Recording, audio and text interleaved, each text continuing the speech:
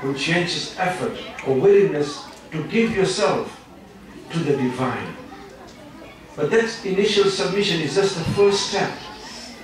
The second step is Iman. And Iman is different from Islam, as I would like to indicate to you today. Because Iman shows a kind of a personal, close relationship with the divine, with God. Iman basically means faith. In Arabic, and I don't need to tell you because you probably know Arabic better than I do, I learned Arabic in Virginia. Not the kind of Arabic, you know. And what I know is just Fusha Arabic. But Iman comes from Bab al-Af'al, fourth form. There are certain verbs in Arabic which are passive, others which are transitive. Some which you receive, others which you receive and give back. If'al, Bab al-If'al, which is the form 4, from which the same word, Iman, is derived, is a transitive verb, which means that faith is something that is very dynamic, very active in Islam. It's not something that you have. In English, you say, I have faith in God. But in Arabic, you never say, I have faith, if you notice. You never say, Indi Iman. You ever say, Indi Iman Billah? You never say that. You ever say, Li Imani Billahi? No. You say, Amantu Billahi. Or U'minu Billahi. Literally means I am doing faith with God. And it sounds very awkward in English to say, I'm doing faith. But in Arabic, that's what we say. Because faith is something that you do rather than you have. It's a very dynamic concept. In other words, when you have something, it's negative. I might have, I may not have it. But when you are doing it, you are in a sense of a transaction, if you like, with the divine, In Islam also, wherever there is faith, there's also rahmah. Indeed, rahmah is something which is derived from Allah subhanahu wa ta'ala himself. كَتَبَ عَلَى نَفْسِهِ الرَّحْمَةِ, as Allah reminds us. That Allah has written upon himself rahmah. And wherever there is a moment, there has to be rahmah with it.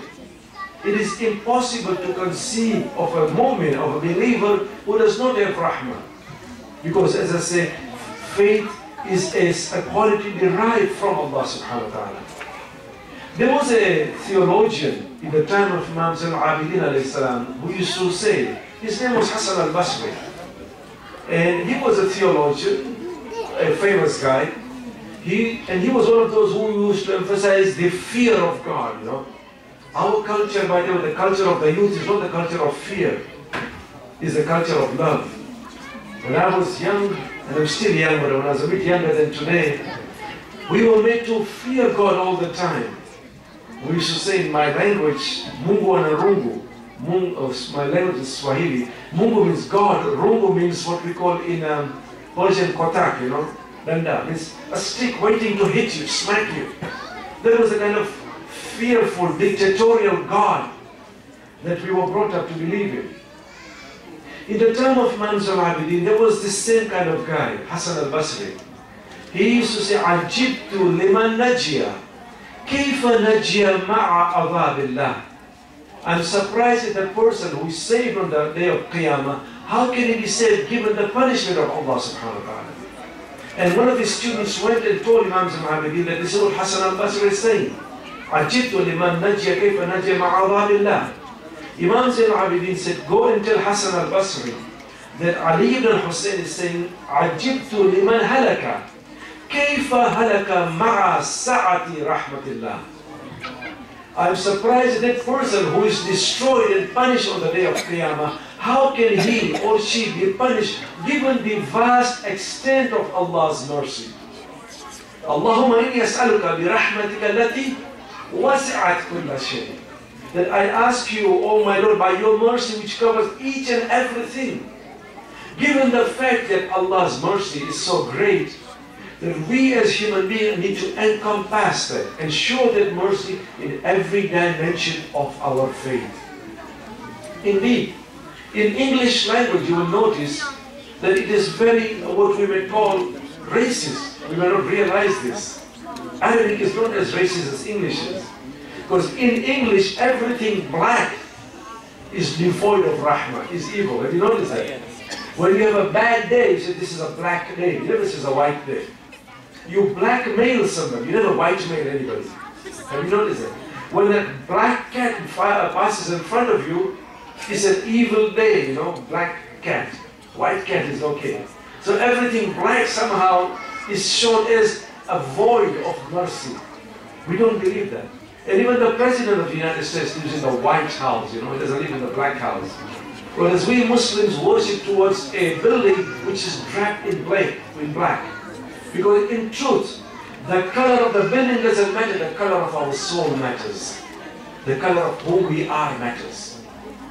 It is also important to note that because of the emphasis of rahmah, can we ask our sisters to quiet it down, please? Sallu ala Muhammad wa ala Muhammad. Allahumma salli ala Muhammad wa ala Muhammad. I thought it was only the sisters in my community who were talking to you know, during the speech.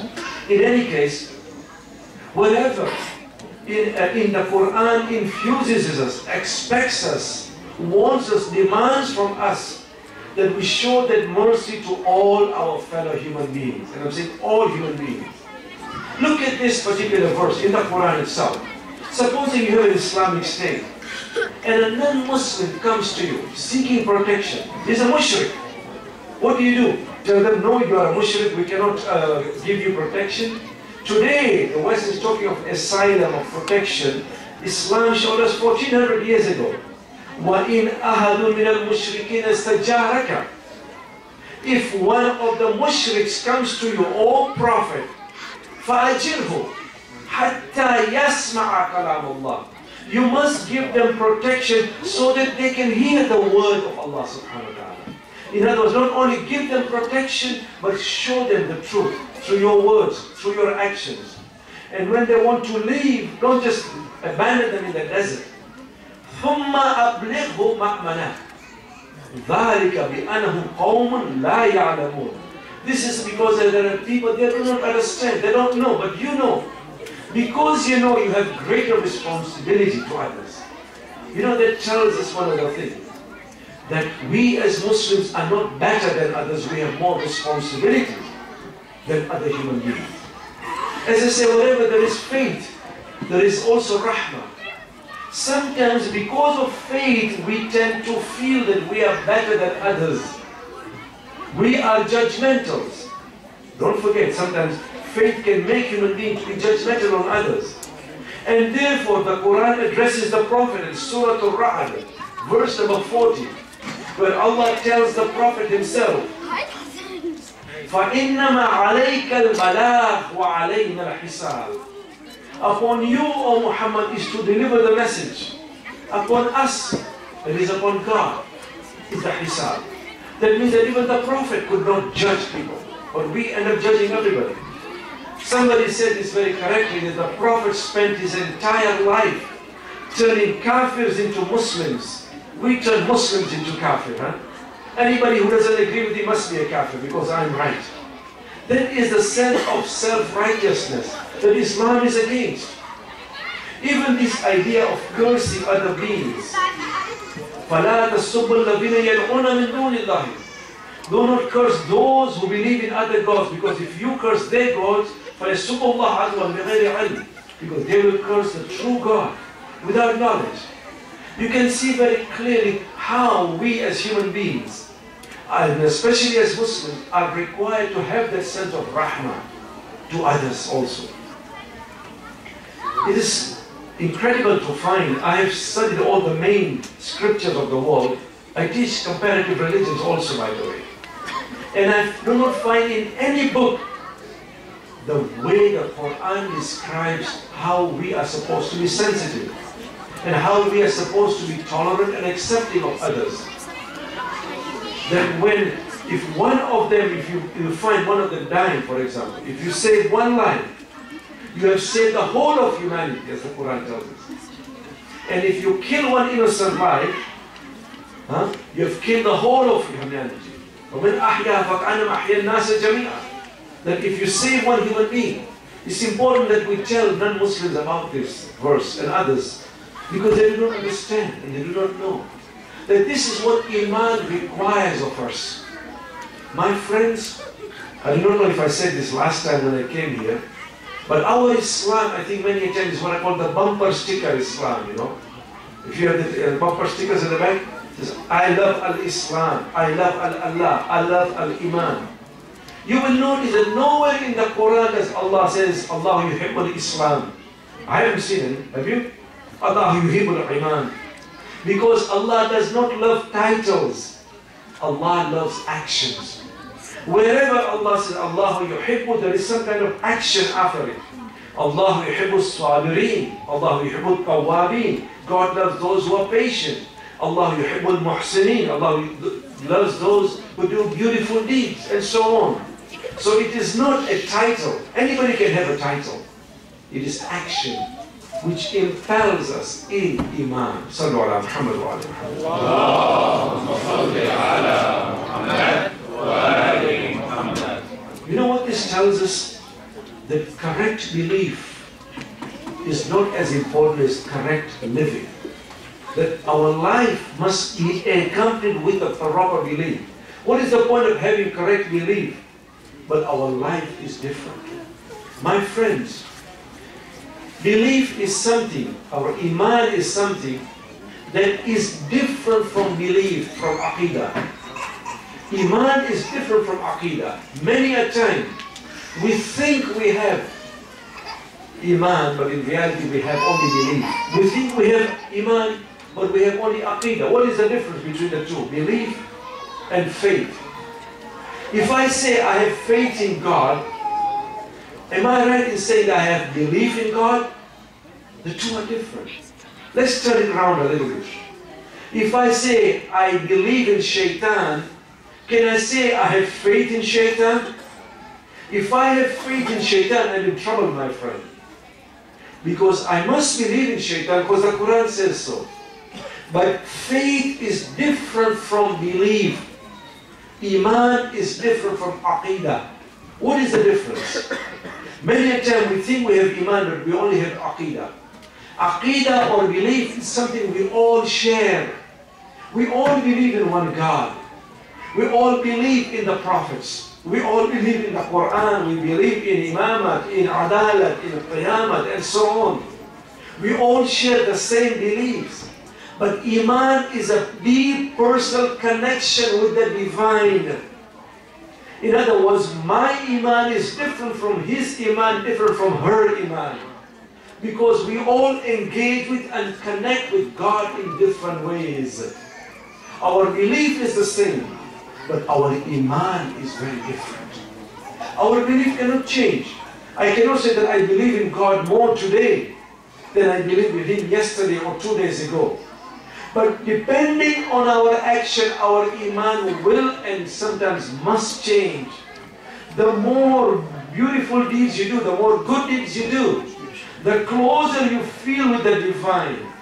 The more evil deeds a person does, the more distant he or she is from the divine. Therefore the Quran says, هُوَ الَّذِي أَنزَلَ السَّكِينَةَ فِي قُلُوبِ الْمُؤْمِنِينَ لِيَزْدَادُوا إِيمَانًا مَعَ إِيمَانِهِمْ. He is the one, Allah is the one, who sends a sakina, that is the tranquility, to the hearts of the believers so that their faith can increase over and above the faith that they have. In other words, Iman can and sometimes must change depending on our action, but faith cannot change. You see, it's a very easy way to distinguish between belief and faith. Sometimes we believe because of social pressure. Because people expect us to believe. They expect us to behave in a certain way. We don't behave Islamically because we think it is correct, but because we are expected to behave that way. Let me give you an example. Apologies to our sisters. I hope they don't get offended, but I have seen this, and I'm sure you have seen it too. Having to see, Walaikum Salam, having to see the moment the aircraft plane takes off from Tehran's airport, having to see this, the hijab go off and the lipstick come on. And you're like, what's happening here, you know? We are closer to Allah here in the air. You should have double hijab, not less hijab. Huh? But the truth is, there was social pressure. Social pressure to wear the hijab or political pressure, whatever it is. The moment that pressure was off, the true colors were seen. Similarly, I have known people who come from Africa or Lebanon or wherever. The moment they are FOB, you know what's FOB? Fresh off the boat, they call it. And the Lebanese community were many of them in the early century, in the 19th century, fresh off the boat. The moment they landed in New York Harbor, the hijab came off. Why? Because they felt that they would be alienated, they would have to assimilate. People coming from Africa, for example, they were in the first line of the salat there. The biggest Allahu Akbar and takbirat you could ever hear. Up to a mile of Allahu Akbar. They come to Toronto, you don't see them in the mosque anymore. Like, what happened here now? The truth is this, my friends. They had belief but not faith. Faith does not depend on where you are. Faith depends on who you are. You can be in Mecca and be the perfect kafir. You can be in Timbuktu and be the perfect mu'min. Because Iman resides in your heart. It does not reside in the land. It does not depend where you are. It depends on who you are. And therefore Iman is something, I always say, that faith is like your American Express card. You know American Express card? Huh? You don't leave home without it. You don't leave home without it. In other words, you carry it with you at all times. Sometimes they think we are real Muslims. You know what real Muslims is? R-I-M, Ramadan, Eid and Muharram Muslims. Otherwise we don't come. We don't see each other, hardly ever. But in reality, Iman is supposed to be not only with us, but guiding us at all stages in our lives. It's a very interesting phenomenon that faith is very revolutionary. It can change a person. It can come very easily too. And yet it can change a person immediately. Transform a person beyond belief. You know, Imam Ghazali, the great scholar, he died in a year you cannot forget, 11/11. 11/11 is a year nobody can forget. But Ghazali gave a fatwa that never mentioned Hussein ibn Ali from the minbar. Do you know that? Do not mention Imam Hussein in the minbar. This was Ghazali's fatwa.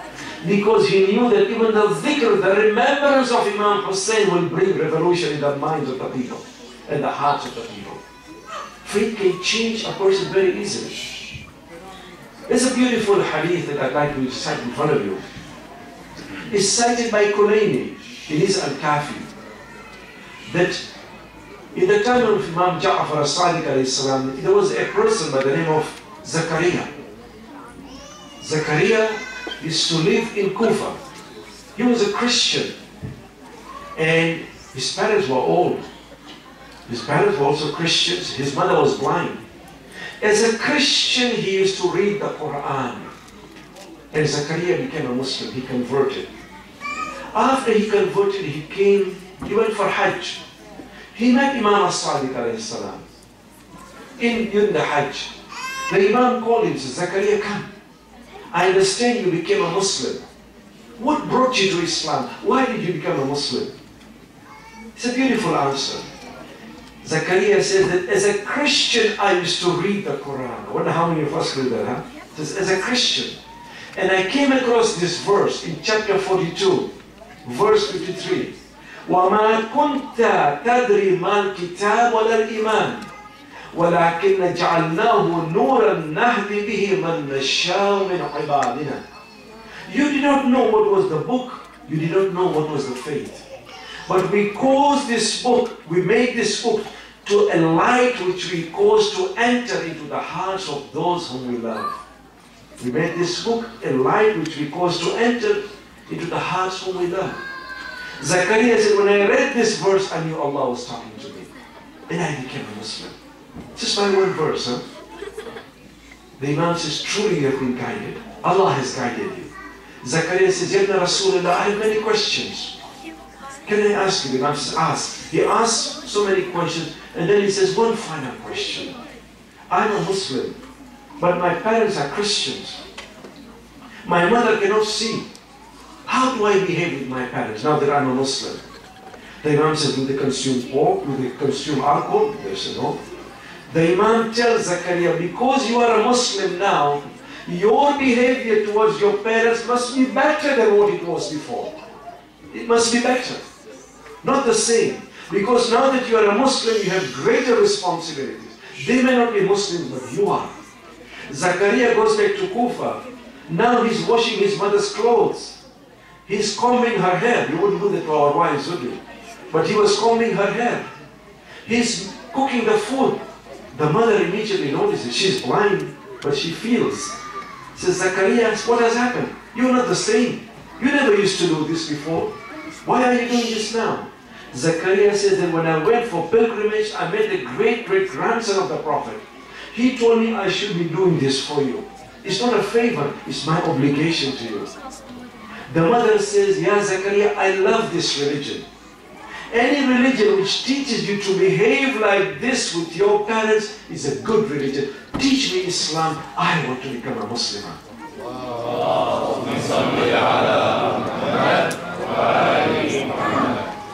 And Quraysh said that same night that the mother became a Muslimah, she passed away. She passed away, but she passed away as a Muslimah. And Zakaria did the talqeen over her. You said the talqeen. It goes to show the power of faith, my friends. And there's another beautiful tradition also of what faith, how faith revolutionizes a person. The story is that of the magicians of Fir'aun. You remember the story? I don't need to go into details. But the magicians were the champions of Fir'aun, if you like. Because when Musa threw his asa, when he threw his stick, the magicians said, we can do the same. When they threw their stick, first of all, it was the magicians who threw their stick. It turned into a snake. They said, بِعِزَّةِ فِرْعَوْنَ, by the power of Fir'aun, because that's what Fir'aun was God. When Musa alayhi salam threw his stick and it ate up all the false snakes, these were the magicians. They knew the difference between sihr and mu'jiza, between magic and miracle. You know what's the difference between magic and miracle? Magic distorts reality. Miracle reveals reality. Magic comes from a human being and takes you back to a human being. A miracle comes from Allah and takes you back to Allah. The magicians realized that this was the champion. They knew the difference. They knew that this was not sihr. This was not magic. This was a miracle. What did they do, you remember? They go into sajda. Amanna bi Rabbi Musa wa Harun. Amanna bi Rabbi al-Alameen. These magicians suddenly now, faith has entered into their hearts. We believe. Fir'aun gets angry. You dare believe without my permission? لَأَقْتِيَنَّ أَيْدِيَكُمْ وَأَرْجُلَكُمْ مِنْ خِلَافٍ وَلُصَلِّبَنَّكُمْ أَجْمَعِينَ. I will cut your hands and your feet from opposite sides. And I will most certainly crucify you. The magicians are being threatened with death. This is the true test of faith, my friends. Allama Iqbal used to say that the nishan or the yardstick, the mi'yar of a mu'min is this. When death comes, he or she has a smile on his face, because you're going to meet your maker, the one who made you. When the magicians are being threatened by death, you remember the response? La ghayra inna ila rabbina munqalibun. It doesn't matter what you do to us, Fir'aun, we have found the true Lord. This is what faith does to us. Turn us back towards our Lord. Sallu ala Muhammad wa Allahumma salli ala Muhammad wa ali Muhammad. I think my time is running short. I won't take too long because you still have more of Hadaba. But in short, faith is supposed to create a sense of amana, peace. You know, Islam itself is built on the word peace. It is unfortunate that today, the West thinks of us only in terms of jihad, you know. The most common Hebrew word in America, you know the most common Hebrew word is what? Shalom.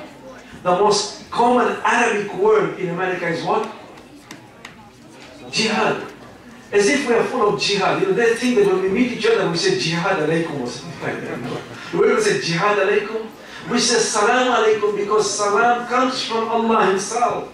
One of the beautiful names of Allah is salam. And we are supposed to be at peace with everybody, with ourselves, and with everybody else. My friends, there are 3 stages which I've talked about. I talked about Islam. I talked about Iman, how faith is a very dynamic concept. Something that draws us to the divine, at the same time provides us security with each other. When I tell you Assalamu alaikum, or you tell me Assalamu alaikum, you know what I'm really telling you? That I'm at peace with you. You are at peace with me too. This is the root of the word Iman, by the way, Amana too. But there is a further step, and that is Ihsan. Ihsan comes from the word Husn, which means what? Beautiful. Anything with the word Hasuna means that which is pretty beautiful. Something that the non-Muslims do not know, and even we hardly talk about it, is the concept of beauty in Islam. There is a very famous and beautiful hadith from the Prophet ﷺ who says, Allahu Jameel wa yuhibbul Jamal. Do we ever think of Allah as beautiful? God is beautiful and He loves beauty. Not only is God beautiful, even the names that He has. What do we call His names? Asma'ul Husna. They are the most beautiful names of God. The reason why we do the dhikr, by the way, is that we want to fill ourselves with the most beautiful names of Allah subhanahu wa ta'ala. So God is beautiful. And He has created beauty around us. His names are beautiful too. They're not beautiful, they're the most beautiful names. And He has created beauty all around us. When you look around, I do not know, you don't have too many beautiful things here in Toronto. But when you see the sunrise or the sunset, when you see mountains, wa alaikum salam, or you walk in the jungle one day and you find it's a beautiful day, you feel at peace. You feel at peace because the beauty of Allah is so mesmerizing, so powerful outside that it creates a sense of beauty within you too. You feel at peace with everybody. And there's a beautiful hadith from the Prophet himself, where the Prophet says, Allah has made you beautiful. Now you make your akhlaq beautiful. You make your character beautiful too. In other words, beauty is so pervasive, so powerful in Islam, that not only is Allah beautiful, He has created us in the most beautiful way. He has created nature beautiful. It's amazing how beautiful nature is when you really admire it. But the whole world is beautiful at the same time. Notice, in English we never ever call our children by the name of beauty, do we? You never name your son Mr. Handsome. You never call your daughter Miss Pretty. But we do it in Arabic. We call somebody Hassan. We call him Hussein. We call somebody Jamila, Ziba, Roshan, and so on. Why? Because in Islam, names are just not adjectives. They are attributes. Attributes that you put inside you so that you can live those attributes outside you. In other words, when you are called Jameel, you are supposed to be Jameel towards others too. When you are called Hassan, you are supposed to be beautiful in the way you behave with others too. Therefore, we recommend, we do not insist, when somebody becomes a Muslim, they should change their name, because names do carry some meaning in Islam. Notice one other thing. The Quran expects us that when we behave, when we talk to others, especially non-Muslims, we talk in the most beautiful way. Remember, whenever you see the word Hassan, Husn, Hassan, Muhsin, they all relate to the word Husn, which is beautiful. عُدْعُ إِلَىٰ سَبِيلِ رَبِّكَ بِالْحِكْمَةِ وَالْمَوْعِظَةِ حَسَنَةٍ.